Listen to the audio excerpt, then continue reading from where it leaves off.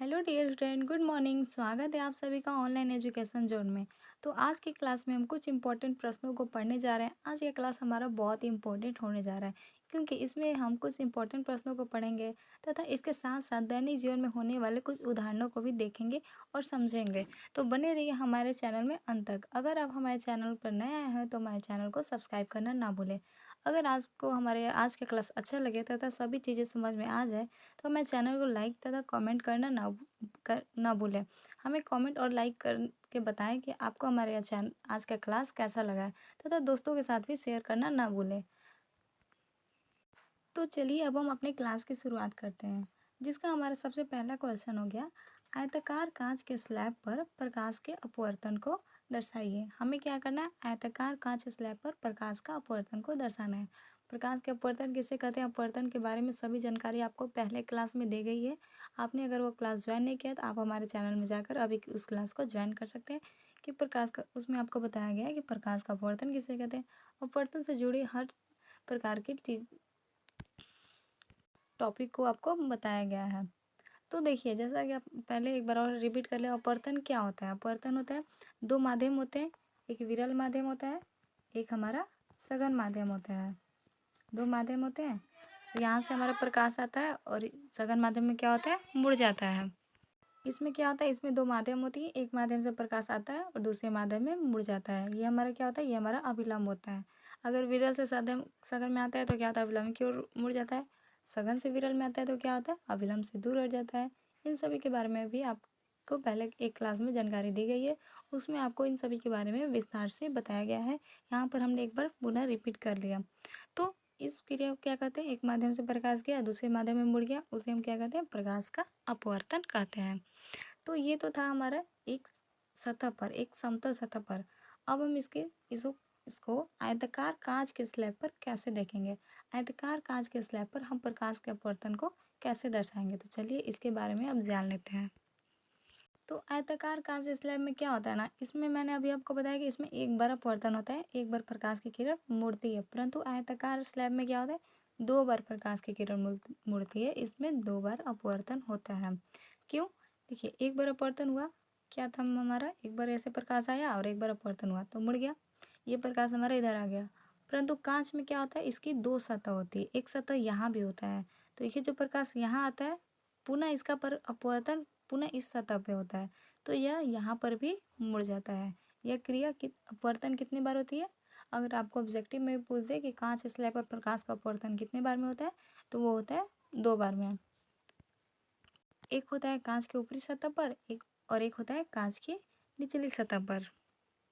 जैसा कि आपको फिगर में दिखाया गया है, फिगर में हमने मान लिया PQRS क्या हमारा, ये हमारा कांच है, कांच का हमने नाम दे दिया। ये हमारी क्या है, ये भी है हमारी आपतित किरण। ये किरण आई और इससे अपवर्तित हुई, तो ये क्या है, हमारा हवा है, विरल माध्यम है। कांच क्या है हमारा, हवा के अपेक्षा सघन माध्यम है। तो हमने ये नियम पढ़ा था कि जब भी कोई प्रकाश की किरणें विरल माध्यम से सघन माध्यम में आती है तो वह किरण अभिलंब की ओर झुक जाती है। तो ये है हमारा अभिलंब, तो ये क्या होगा, अभिलंब की ओर हमारा झुक गया। तो ये एक बार तो अपवर्तन हो गया, हमने नाम दे रखा है, ये भी हमारा आपतित किरण है। N1 N2 हमारा अभिलंब है और ई से लेकर क्या है हमारा अपवर्तित किरण है। ये हो गया हमारा आपतन कोण और ये कोण आर हो गया हमारा अपवर्तन कोण। तो इतना तक तो आपको समझ में आ गया होगा, इतना तो हमने पहले क्लास में पढ़ा था। एक बार ये हमारा अपवर्तन हो गया, परंतु ये तो हमारा हो गया ऊपरी सतह से। एक और सतह हमारा ये निचली सतह है, इससे भी एक बार और अपवर्तन होगा। इसमें अब क्या होगा, ये हमारा प्रकाश पुनः इधर आएगा, पुनः एक और सतह पर आएगा। ये हमारा दूसरा विलंब हो गया, N1 डैश और N2 डैश, ये हमारा विलंब हो गया। और जब ये किस में बदल गया, अब ये हो गया हमारा, ये हमारा अपवर्तित किरण है, परंतु ये फिर क्या हो गया, आपतित किरण में बदल गया। अपवर्तित किरण पुनः आपतित किरण बन गया। तो फिर क्या करेगा, ये हमारा कांच किस माध्यम में है, ये हमारे इसके अंदर है यानी कि सघन माध्यम में है। बाहर गया हमारा हवा है, बाहर हमारा हवा है यानी कि विरल माध्यम है। तो हमने नियम पढ़ा था कि जब भी कोई प्रकाश की किरण सघन माध्यम से विरल माध्यम में आती है तो वो अविलंब से दूर हट जाती है। हम देख रहे होंगे कि यह अविलंब से हमारी क्या चली गई, दूर चली गई। और इस किरण को क्या कहते हैं हम, इसे हम निर्गत किरण कहते हैं और इसे हम ई द्वारा सूचित करते हैं। निर्गत किरण को किससे सूचित करते हैं? छोटी ई द्वारा हम निर्गत किरण को सूचित करते हैं। एक बार और पढ़ लेते हैं। ये पी क्यू आर एस क्या हो गया? कांच हो गया। ए बी आपतित किरण हो गया। N1 N2 हमारा विलंब हो गया। आई आपतन कोण हो गया। आर अपवर्तन कोण हो गया और ई से लेकर एफ तक अपवर्तन किरण हो गया, अपवर्तित किरण हो गया। और ये हमारा आर है, क्योंकि यही किरण आया तो यहाँ भी हमारा आर ही बनेगा। ऐसे एकांतर से भी आप देख सकते हैं आर क्यों बना। ये हमारा क्या है, इसको आप आगे बढ़ा दीजिए। ये नीचे वाली सतह को भी आप आगे बढ़ा दीजिए। यहाँ पर हमने इसे आगे बढ़ा दिया और ये हमारी इस रेखा यहाँ पे काट रहा है, तो मान लीजिए कि ये हमारा यहाँ पे काट रहा है। तो ये हमारा अगर ये हमारा विलंब है, ये आर होगा तो ये भी हमारा आर होगा। क्यों? एकांतर कोण से हमने मैथ में पढ़ा था, मैथ की क्लास में एकांतर कोण से ये हमारा प्रतिच्छेदी रेखा का जो कोण इतना मान होता है वही हमारा इसका मान होता है। किससे? एकांतर अंतः कोण से। तो ये इसलिए हमारा यहाँ पर आर है तो यहाँ पर भी हमारा आर हो जाता है। आर है यानी कि क्या हो गया? अपवर्तन कोण। ये किरण क्या हो गई? सी डी हमारी क्या होगी? बाहर निकल गई, जिसे क्या कहते हैं? निर्गत कोण। इसे किससे सूचित करते हैं? छोटी डी से सूचित करते हैं। इतना तक तो आपको समझ में आ गया होगा। ये टी हमारा है कांच की मोटाई। अगर हमारा मान चाहिए कोई कांच है, उसका तो कुछ तो मोटाई होगा। ऐसा नहीं कि समतल इतना इतना पतला भी आप कांच ले लीजिए तो ये मोटाई हो गया। इससे पतला लेना चाहते हैं आप, इससे पतला ले लीजिए, ये भी मोटाई हो गया। इसका मोटाई तो होगा ही। तो माना हमने कि इसकी मोटाई क्या है? टी है। और एक और बात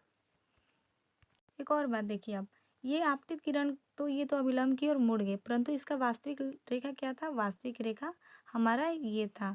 अगर हम वास्तविक रेखा और इसके रेखा के बीच की दूरी को क्या कहते हैं? पार्श्विक विस्थापन बोलते हैं। निर्गत किरण और आपतित किरण के बीच की दूरी, ये जो डिस्टेंस होता है, ये हमारा डिस्टेंस दूरी, इसको क्या बोलते हैं? पार्श्विक विस्थापन। किसे सूचित करते हैं? बड़ी डी से सूचित करते हैं। तो आई होप आपको कांच पर आयताकार कांच के स्लैब पर प्रकाश का अपवर्तन समझ में आ गया होगा। अगर आपको एग्जाम में पूछ भी दे कि कांच के स्लैब पर प्रकाश का अपवर्तन को दर्शाइए, तो आपको बस इस फिगर को बना देना है, आपको पूरे मार्क्स मिल जाएंगे। ये हमेशा 2 या 3 नंबर में पूछता है। नेक्स्ट हो जाएगा हमारा पार्श्विक विस्थापन किसे कहते हैं। तो अभी हमने आपको बताया कि आपतित किरण और निर्गत किरण के बीच की दूरी को क्या कहते हैं? पार्श्विक विस्थापन कहते हैं। जैसा कि आप डिफिनेशन में भी देख सकते हैं, आपतित किरण की दिशा तथा निर्गत किरण के बीच की लंबवत दूरी को क्या कहते हैं? पार्श्विक विस्थापन कहते हैं। पार्श्विक विस्थापन को छोटी डी से सूचित किया जाता है। अभी हमने बताया कि पार्श्विक विस्थापन को बड़ी डी से सूचित किया जाता है। इससे सिर्फ बड़ी डी से नहीं, छोटी डी से भी सूचित किया जा सकता है। ऐसा जरूरी नहीं है कि पार्श्विक विस्थापन को सिर्फ बड़े डी से सूचित ही करते हैं, इसे छोटी डी द्वारा भी सूचित किया जाता है। जैसा कि आप फिगर में भी देख सकते हैं, ये हमारा निर्गत किरण हो गया, ये हमारा आपतित किरण हो गया। ये तो अपवर्तित है, परंतु आपतित किरण को ही हमने ऐसे डॉट लाइन से बढ़ाया तो क्या हो गया? हमारा आपतित किरण की दिशा हो गया। इन दोनों के बीच की जो दूरी होती है इसे हम क्या कहते हैं? पार्श्विक विस्थापन बोलते हैं। इसे हम बड़ी डी या छोटी डी या किसी अन्य नाम से भी, जरूरी नहीं है डी ही हो, यहाँ पे टी भी, अगर आप कहीं कहीं आपको टी भी देता था यार, तो इससे किसी के द्वारा भी अगर आपको डिनोट किया कर दिया है, ऐसे आप डी ही रखिएगा, परंतु कहीं कहीं फिगर में टी भी दिया रहता है, तो इसे हम छोटे डी या बड़ी डी से सूचित करते हैं। एक इम्पोर्टेंट बात, कांच स्लैब से प्रकाश का पार्श्विक विस्थापन उसकी मोटाई के समानुपाती होता है। जैसा कि मैंने आपको बताया, टी क्या होता है? कांच की मोटाई होती है। तो अभी हमने पढ़ा पार्श्विक विस्थापन क्या होता है? कांच की मोटाई के समानुपाती होता है, यानी कि डी समानुपाती होता है टी के। ये हो गया हमारा कांच की मोटाई, ये हो गया हमारा पार्श्विक विस्थापन। तो अब पार्श्विक विस्थापन क्या होता है? कांच की मोटाई के समानुपाती होता है। तो आई होप आपको पार्श्विक विस्थापन अच्छे से समझ में आ गया होगा। हमारा अगला क्वेश्चन हो गया, लंबवत आपतित प्रकाश की दिशा में प्रकाश का अपवर्तन। जैसा कि अभी हमने कांच पे पढ़ा था कि प्रकाश की किरण ऐसे आती है, अविलंब होता है तो ये अविलंब की ओर मुड़ जाती है, ऐसा हमने पढ़ा था। परंतु ये क्या हो रही है? किसी एंगल पर आ रही है। परंतु अगर प्रकाश की किरण लंबवत आएगी तो क्या होगा? तो चलिए अब हम इसे जान लेते हैं कि प्रकाश की किरण किसी एंगल पर न आकर लंबवत आएगी तो क्या होगा। तो जब कोई प्रकाश की किरण दो माध्यमों को अलग करने वाली सतह पर लंबवत पड़ती है तो वह बिना मुड़े अर्थात मुड़ना क्या कहलाता है? अपवर्तन कहलाता है, यानी कि बिना अपवर्तन के सीधी निकल जाती है। जैसा कि हमने अपवर्तन के डिफिनेशन में पढ़ा था, जब दो माध्यमों को अलग करने वाली प्रकाश की किरण एक माध्यम से दूसरे माध्यम में जाती है तो वो मुड़ जाती है। मुड़ना क्या कहलाता है? उसका अपवर्तन कहलाता है। इसमें भी वही फॉलो होगा, बिना मुड़े यानी कि बिना अपवर्तन के क्या हो जाएगा? सीधा निकल जाएगा। यहाँ पर आपतन कोण क्या होता है? 0 होता है, और अपवर्तन कोण भी क्या होता है? 0 होता है, क्योंकि वो किसी एंगल पर नहीं आता है, वो सीधे वो निकल जाता है, तो वो कोई कोण नहीं बनाता है। जैसा कि आप देख सकते हैं ये हमारा कांच का स्लैब है, इस पर लंबवत किरण आई हमारी, और यह क्या हुई? इसी पर से लंबवत वापस चली गई। तो यह तो जैसे आई और चली गई, तो ये तो कोई एंगल नहीं बनाई, जिस कारण कोण आई हमारा आपतन कोण क्या होता है? 0 होता है, और अपवर्तन कोण भी क्या हो जाता है? अपवर्तन कोण भी 0 हो जाता है। ये अगर आपको अगर ऐसा क्वेश्चन अगर आपको एग्जाम में दे दे तो इसे आप बिल्कुल ऐसे ही करना, आपको डिफिनेशन लिख देना है, फिगर बना देना, और इस चीज़ को आपको लिख लेना है कि यहाँ पर आपतन कोण और अपवर्तन कोण का मान कितना होता है? 0 होता है। तो चलिए अब हम जान लेते हैं कि हमारे दैनिक जीवन में प्रकाश के अपवर्तन के क्या उदाहरण होते हैं। ऐसा तो अभी हमने बताया कि प्रकाश की किरण दो माध्यमों को अलग करने वाली सतह पर जब आती है तो एक माध्यम से होकर दूसरे माध्यम में गुजरती है, मुड़ जाती है, तो इस घटना को हम अपवर्तन कहते हैं। तो इसे हम अपने दैनिक जीवन में कैसे देख सकते हैं? दैनिक जीवन में इसे कैसे देख पाएंगे कि प्रकाश का अपवर्तन हुआ कि नहीं हुआ? तो चलिए इसके लिए कुछ क्रियाकलापों को करते हैं। आप इन क्रियाकलापों को घर पर भी कर सकते हैं। घर पर करके आप देखिएगा, आपको साफ साफ दिखाई देगा कि यहाँ पर प्रकाश का अपवर्तन हुआ है, कहाँ पर प्रकाश का अपवर्तन नहीं हुआ है। अगर आपने हमारे चैनल को सब्सक्राइब नहीं किया तो हमारे चैनल को सब्सक्राइब करना ना भूलें। अगर आपको हमारे द्वारा समझाया गया सभी चीज़ें समझ में आ जाए तो हमारे चैनल को लाइक और कमेंट करना ना भूलें। कमेंट में लिखकर ज़रूर बताएं कि आपको आज का हमारा क्लास कैसा लगा तथा हमारे द्वारा बताई गई चीज़ें आपको कितना समझ में आई। जिसका हमारा पहला उदाहरण है, पहला क्रियाकलाप है, पहला क्रियाकलाप हमारा हो जाएगा, पानी के पेंदे पर रखा सिक्का ऊपर उठा हुआ क्यों दिखाई देता है? अगर आप कटोरी में पानी रख लीजिएगा, एक कटोरी या ग्लास किसी में पानी रख लीजिएगा, थोड़ा चौड़ा उसका होना चाहिए, जिस कटोरी ही रख लीजिएगा उसमें आप सिक्का रख लीजिएगा और उसको आप थोड़ा दूर से देखिएगा। आपको क्या होगा? सिक्का आपने जहाँ रखा है वो वहाँ नहीं दिखाई देगा, वो पानी के थोड़ा ऊपर उठा हुआ दिखाई देगा। तो ऐसा क्यों होता है? किन कारणों से ऐसा होता है? आप यह कार्य अपने घर पे करके आसानी से देख सकते हैं। एक कटोरी ले लेना है आपको, ये कटोरी ले लेना है, पानी भरा होगा, यहाँ पर आप सिक्का रख दीजिएगा और आप थोड़ा दूर से, इसकी लंबवत नहीं, थोड़ा दूर से किसी एंगल पर, जैसे कि प्रकाश का अपवर्तन में होता है, किसी एंगल पर प्रकाश हमारी आती है, लंबवत आएगा तो वो उसी माध्यम में वापस चला जाएगा, सीधे निकल जाएगा। यहाँ से देखिएगा, आपको सिक्का यहाँ ना दिखाई देकर थोड़ा ऊपर की ओर दिखाई देगा। तो चलिए जान लेते हैं कि ऐसा क्यों होता है। तो इसका कारण हो जाएगा, अगर आपको यह क्वेश्चन एग्जाम में दे दे तो ऐसा नहीं कि आप बस बोल देंगे हो जाएगा, उसके लिए आपको कुछ तो लिखना होगा। ऐसा क्वेश्चन अक्सर 2 या 3 नंबर में पूछे जाने की संभावना होती है, आप इसे ध्यान से पढ़ लीजिएगा। मैं कुछ इंपॉर्टेंट चीज़ों को आपको यहाँ पर भी हम आपको डिस्कस कर दे रहे हैं। देखिए क्या होता है, पानी के पेंदे पर रखे सिक्के का ऊपर उठा हुआ दिखाई देने का प्रमुख कारण क्या होता है? प्रकाश का अपवर्तन। अगर आपको जनरली कोई पूछ दे कि पानी में रखा हुआ सिक्का हमें कुछ ऊपर क्यों दिखाई देगा, तो इसका एक लाइन में आंसर हो जाएगा प्रकाश का अपवर्तन। यह क्रिया कैसे होती है? देखिए, जब प्रकाश की किरण सघन माध्यम से विरल माध्यम में प्रवेश करती है, यानी कि देखिए, प्रकाश की किरण क्या होता है? हवा में भी होता है, पानी में भी होता है, यानी पूरे एरिया में प्रकाश है तो पानी के अंदर भी प्रकाश जाता है। आप कहीं नदी तालाबों में देख लीजिएगा कि पानी भी चमकता है, क्यों? प्रकाश के कारण चमकता है। तो पानी के अंदर भी क्या होता है? प्रकाश होता है। जब वो प्रकाश पानी यानी कि सघन माध्यम से हवा यानी कि विरल माध्यम में आता है तो पानी की सतह से अपवर्तित होकर हमारी आंखों तक पहुंचता है। हमें पानी चमकीला क्यों दिखाई देता है? आप नदी तालाबों में देखेंगे कि पानी चमकीला दिखाई दे रहा है, उसका कारण भी यही होगा कि प्रकाश के अपवर्तन के कारण होता है, क्योंकि पानी में प्रकाश है और हमारी आंखों तक अपवर्तित होकर पहुंचता है तो हमारे चमकीला दिखाई पड़ता है। तो सघन माध्यम से क्या हुआ? विरल माध्यम में अपवर्तित होकर गया, जिसके कारण सघन से विरल में जाता है तो क्या होता है? अभिलंब से दूर हट जाता है। यहाँ सिक्का है तो अभिलंब से, ये हमारा विलंब है, तो इससे क्या होगा? ये हमारा विलंब है, तो इस थोड़ा ये देखिए यहाँ पे ये एंगल इसका पास है, परंतु सघन से विरल में जा रहे हैं तो अविलंब से क्या होगा, दूर हट जाएगा। तो ये थोड़ा दूर हट जाएगा। दूर हटने के कारण सिक्का क्या होता है, थोड़ा हमें ऊपर की ओर दिखाई देता है। तो अभी हमने पढ़ा प्रकाश की किरण क्या होगा, सघन से विरल माध्यम में जाएगा तो क्या होगा, अविलंब से दूर हट जाएगा, जिस कारण पानी के पेंदे पर रखा सिक्का अपने मूल स्थान से ऊपर दिखाई देता है। अगर आपको कोई इसको बोल दे अच्छे से हमें समझाने के लिए, तो आप इन्हीं चीज़ों द्वारा उसे समझा सकते हैं कि पानी क्या हो गया, सघन माध्यम हो गया, हवा हो गया हमारे विरल माध्यम, प्रकाश की किरण सघन से विरल में आती है तो वो विलंब से दूर हट जाती है। यानी कि जो एंगल हमारा इतना होना चाहिए वो हमारा बढ़ जाता है। बढ़ जाने के क्या कारण क्या होता है, सिक्का हमें कुछ ऊपर की ओर दिखाई देता है। तो ये तो हो गया पानी में रखे पेंदे, पानी के पेंदे पर रखा हुआ सिक्का हमें ऊपर की ओर क्यों दिखाई देता है, क्या कारण। आगे हम और भी चीज़ों को देखेंगे और उनसे रिलेटिव कारण भी जानेंगे कि ऐसा हमारे दैनिक जीवन में क्यों होता है। इसका प्रयोग आप घर पे कर भी आसानी से देख सकते हैं। सेकंड नंबर क्वेश्चन हो गया हमारा, पानी की सतह पर तिरछी रखी हुई पेंसिल मुड़ी क्यों दिखाई पड़ती है। अगर आप एक गिलास ले लीजिए, उसमें आप पेंसिल को रख दीजिए, आप देखेंगे कि पेंसिल हमारा टूटा हुआ मुड़ा हुआ दिखाई देगा, वो हमें स्ट्रेट सीधा नहीं दिखाई देता है। ऐसा क्यों होता है, एक लाइन में आंसर है प्रकाश के अपवर्तन के कारण। परंतु अगर आप डीपली समझना चाहें तो देखिए कैसे समझेंगे, देखिए कैसे समझेंगे।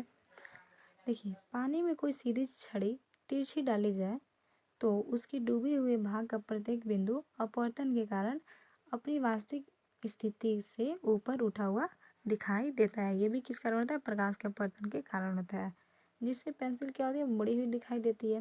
यह क्यों होता है, जब प्रकाश सघन माध्यम से विरल माध्यम में प्रवेश करता है तो अपवर्तित किरणें आपतित किरण की अपेक्षा विलंब से दूर हट जाती है। जैसा कि मैंने आपको पहले ही बताया कि अपवर्तित किरण क्या होती है, विलंब से दूर हट जाती है। तो यानी कि ये क्या होगा, ये हमारा इधर नज़दीक होता है, ये हमारा नज़दीक होता है, तो परंतु ये हमारा दूर हट जाएगा। दूर हटने के कारण क्या होता है, या हमें तिरछी रखी हुई पेंसिल क्या होती है, मुड़ी हुई दिखाई पड़ती है। इसका भी मेन कारण हो गया प्रकाश का अपवर्तन। प्रकाश सघन से विरल माध्यम में गया, अब विलंब से दूर हटा तो वो थोड़ा उसका जो इसका मेन स्थिति था वो चेंज हो गया, जिस कारण वो हमें क्या होता है, मुड़ा हुआ दिखाई प्रतीत होता है।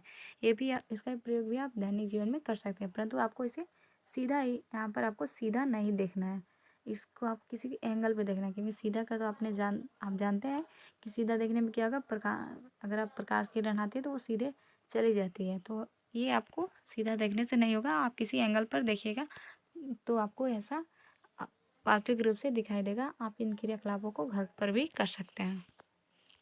एक और एग्जाम्पल हो गया, मछुआरे को मछली भेजने में कठिनाई क्यों होती है। इसका भी कारण हो जाएगा, इसका मुख्य कारण होता है प्रकाश का अपवर्तन। देखिए कैसे प्रकाश के अपवर्तन द्वारा कैसे उससे कठिनाई होती है मछली को पकड़ने में।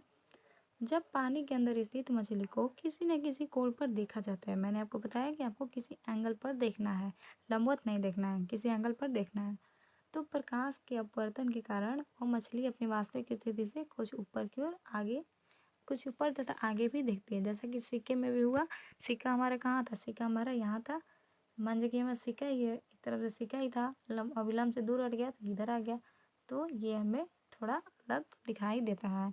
क्यों, प्रकाश सघन माध्यम से विरल माध्यम क्यों जाता है, जिससे प्रकाश की किरण हमारी आंखों की ओर मुड़ जाती है। क्यों, क्योंकि सघन माध्यम में अविलंब से सटा हुआ है और हमारी आंखें क्या है, विलंब से दूर है, तो ये हमारी अविलंब से दूर चला जाएगा, सघन से विरल, यानी कि हमारी आंखों तक मुड़ जाएगा। अब क्या होता है, इसलिए मछुआरा वास्तविक रूप से मछली को नहीं भेद पाता है, बल्कि उस मछली के प्रतिबिंब को भेदने का ही प्रयास करता है। परिणाम स्वरूप उस मछुआरे को मछली भेदने में कठिनाई होती है। क्यों, क्योंकि मछली तो हमारी क्या हो गई, अगर वो किसी एंगल पर देखेगा तो मछली तो उसे ऊपर दिखाई देगी, तो वो सोचेगा कि वही हमारा मछली है, तो वो उसे भेदने जाएगा, परंतु वो उसे भेदने जाएगा तो वहाँ तो वास्तविक रूप से मछली होती ही नहीं है, वहाँ तो उसका प्रतिबिंब होता है जो कि अपवर्तन के कारण बना होता है, तो वहाँ से मछली भाग जाती है, जो जहाँ रियल में मछली होती है वो क्या होती है, भाग जाती है, जिस कारण उसे कठिनाई होती है।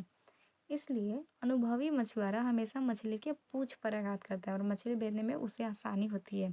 यहाँ पर हमारा मछली था, ये यहाँ चला गया, अगर वो यहाँ यहाँ पर वार करेगा, ऐसा ही कोई मछुआरा यहाँ मारेगा, तो रियल तो मछली हमारे यहाँ है, तो ये क्या हो गया हमारी, ये हमारी मछली हो गई, ये मछली क्या होगी हमारी, भाग जाएगी। परंतु जो अनुभवी होता है वो उसके सिर के पास ना मारकर उसके पूँछ पर प्रहार करता है। पूँछ पर प्रहार करने से क्या होता है, ये हमारे ऊपर दिखाई देती है, तो जो यहाँ इसका पूँछ होता है वहाँ नीचे वाली मछली सेम आकार के बना देते हैं।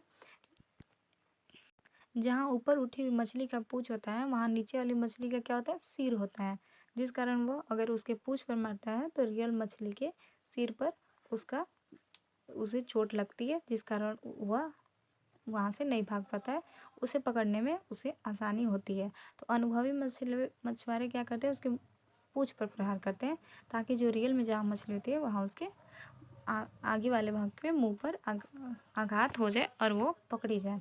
तो ये भी क्या होता है, हमें मछली अपने वास्तविक स्थान पर क्यों नहीं दिखाई देती है, तो इसका भी कारण होता है प्रकाश का अपवर्तन। क्योंकि प्रकाश सघन से विरल में जाती है तो वह क्या हो जाती है, हमारी आंखों की ओर आती है और हमें ऊपर उठी हुई मछली ही दिखाई देती है। ओरिजिनल जहाँ पर मछली होती है वास्तविक रूप से वह हमें नहीं दिखाई देती है। और अनुभवी मछुआरा यह जानता है, अनुभवी मछुआरे को एक्सपीरियंस रहता है, जैसा कि आपने लाइफ में भी देखा होगा कि जिस किसी को कोई काम करने में एक्सपीरियंस होता है तो वो अच्छे से करता है, अगर नहीं होता है तो उसे समझ भी नहीं आता है, वो नहीं कर पाता है। तो उससे तो पता रहता है कि वहाँ पर पकड़ते हैं तो पकड़ाता ही नहीं है, तो वो पूँछ पर मारता है ताकि नीचे जो असली में वास्तविक रूप से मछली होती है उसे चोट लगे और वो पकड़ी जाए। और भी कुछ उदाहरण हैं प्रकाश के अपवर्तन के हमारे दैनिक जीवन में, जैसे पानी से भरी हुई बाल्टी की गहराई कम प्रतीत होती है। जैसा कि क्या होता है, पानी की हमारा बाल्टी हो गया, इसमें पानी भर गया, ये हमारा इसका मेन बिंदु होता है, परंतु आप इसे किसी एंगल से देखेंगे तो ये हमें यहाँ ना दिखाई देकर कुछ ऊपर की ओर महसूस होता है। ये भी किस कारण होता है, प्रकाश के अपवर्तन के कारण। पानी में डूबे हुए नींबू का बड़ा दिखाई देना या रसगुल्ले पानी में क्या होते हैं, हमें बड़े बड़े दिखाई देते हैं, ये भी किस कारण होता है, ये भी हमारे प्रकाश के अपवर्तन के कारण ही होता है। सबका आपका आंसर होगा, सघन माध्यम से विरल में जाता है जिस कारण से वो दूर हट जाता है और हमें वास्तविक स्थान न दिखाई देकर कुछ उसका काल्पनिक स्थान दिखाई देता है, जिस कारण वो हमें इस सतह भी हमें कम प्रतीत होता है, जिस कारण नींबू भी हमें बड़ा दिखाई देता है। सबका एक ही रीजन होता है, प्रकाश का अपवर्तन। तो डियर स्टूडेंट, कैसा लगा आज का हमारा क्लास? आई होप आपको सभी क्वेश्चन अच्छे से समझ में आ गए होंगे। जो हमारे दैनिक जीवन में क्रियाकलाप भी है वो भी आपको अच्छे से समझ में आ गए होंगे। आप इसे चाहे तो घर पर भी प्रैक्टिस कर सकते हैं। मछली वाला नहीं, पेंसिल या सिक्के वाला भी, नींबू वाला, किसी चीज़ को प्रैक्टिकल कर सकते हैं। आप सिक्के को रख कर देखिएगा, आपको वह और वास्तविक रूप से उल्टा ही ऊपर ही दिखाई देता है, अपने स्थान से अलग दिखाई देता है। तो स्टूडेंट, लाइक कीजिए और बताइए कि हमारा चैनल कैसा लगा। अगर आपको हमारे चैनल से जुड़े किसी सब्जेक्ट का PDF की ज़रूरत है तो आप हमारे टेलीग्राम चैनल पर जुड़ सकते हैं। आपको टेलीग्राम पे जाना है, ऑनलाइन एजुकेशन जोन सर्च कीजिएगा, आपको ऐसा पिक्चर दिखाई देगा, उसमें आप जुड़ जाइएगा, जिसमें आपको सभी सब्जेक्ट की PDF मिलती रहेगी। हमारे वहाँ पर आपको सभी विषयों की PDF दी जाएगी। तो इसी के साथ अगर आपने हमारे चैनल को अभी तक सब्सक्राइब नहीं किया तो सब्सक्राइब कर दे तथा बेल आइकन को दबाकर ऑल पर कर दे, ताकि हमारे आने वाले सभी वीडियो का नोटिफिकेशन आपको मिलता रहे। अगर आपको हमारा क्लास अच्छा लगे तो लाइक करें, दोस्तों के साथ शेयर करें और कमेंट करना ना भूलें। कमेंट करके बताएं कि आपको हमारा क्लास कितना समझ में आया।